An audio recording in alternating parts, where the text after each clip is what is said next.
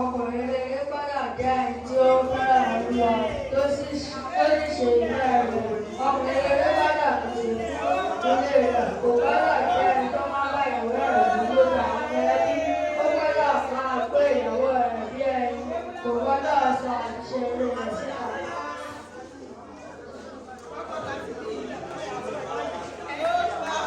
Ẹ ṣé ní báyìí ẹ jẹ́ ká fi àyè sílẹ̀ fún àwọn èèyàn wa tó ń wò wá nílé tàbí àwọn tó ń gbọ́ wa lórí rédíò láti pè wọlé. Nọ́mbà tí ẹ ó máa pè wá sí kò yí padà. Nọ́mbà tẹ́ fi ń pè wá tẹ́lẹ̀tẹ́lẹ̀ náà lẹ́ ó máa pè wá sí.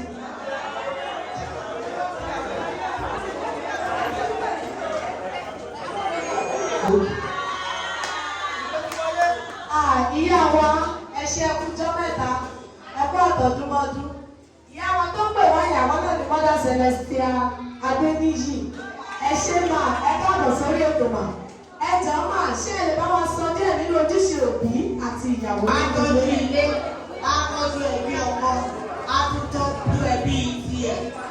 Bíbélì fìdí ẹ̀ múlẹ̀, ó ní obìnrin rere ní máa kọ́ ilé rẹ̀. Gẹ́gẹ́ bí gbogbo wa ti mọ̀ láyé òde òní, fóònù ó jẹ́ ohun tó máa ń da lérú nígbà mìíràn. Ṣùgbọ́n obìnrin rere kò sí èyí tó kan obìnrin rere láti fetí sí fóònù ọkọ tàbí kó lọ gbé fóònù ọkọ ẹ̀. Nítorí pé wọ́n pè é ní handset ni wọ́n pè é láti má jẹ́ kó bá ní ara ẹ̀ jẹ́. O ní láti gbé fóònù ọkọ rẹ̀. Gẹ́gẹ́ bí àwọn bàbá wa ojúrere ojúṣe yín ní láti fẹ́ ìyàwó yín tinútinú nítorí pé ó ti wà nílé yín. Ẹ̀mí ni wọ́n ti so yín pọ̀. Ẹ gbọ́dọ̀ ṣe ohun tó wà tọ́lọ́bí fún wọn. Ẹ gbọ́dọ̀ máa tọ́jú wọn. Ẹ bá fẹ́ pẹ kọ́ọ̀lù tí ò yẹ ẹ lè sáwọ́ tó ẹ lọ gbà á. Àfẹ́ rí ẹ lè wọnú omi ẹ lọ gbà á.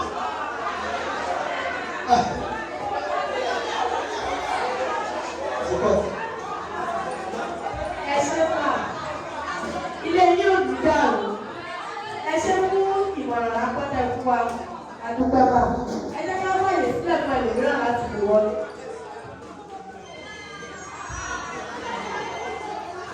Ẹ ṣé sà bàbá wa Most Venerable Superior Evangelist Adéyẹyè.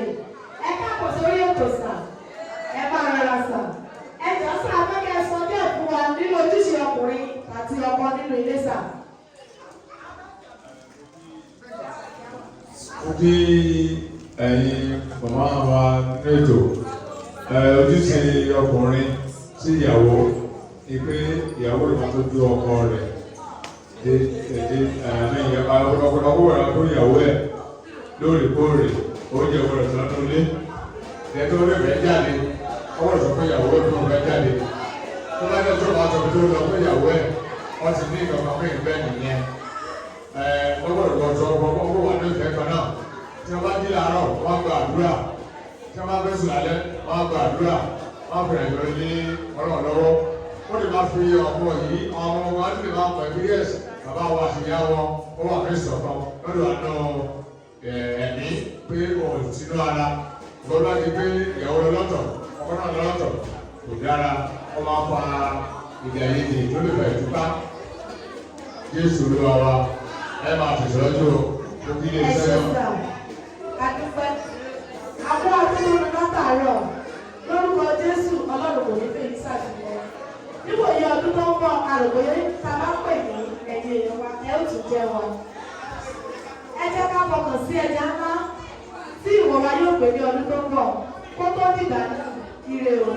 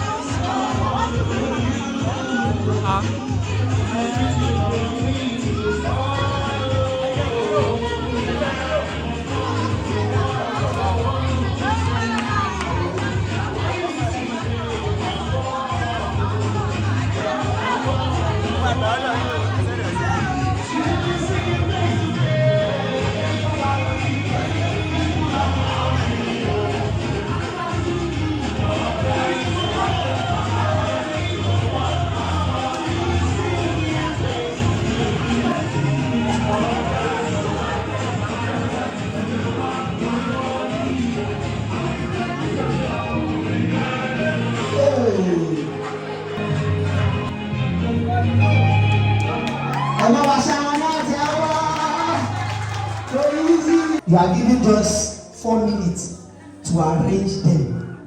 Over ṣe wọ ẹni kò ṣe ṣe àánú yẹn. Kò bá fún pé bẹ́ẹ̀ kò bá dé make sure kò arrange line 4 minutes.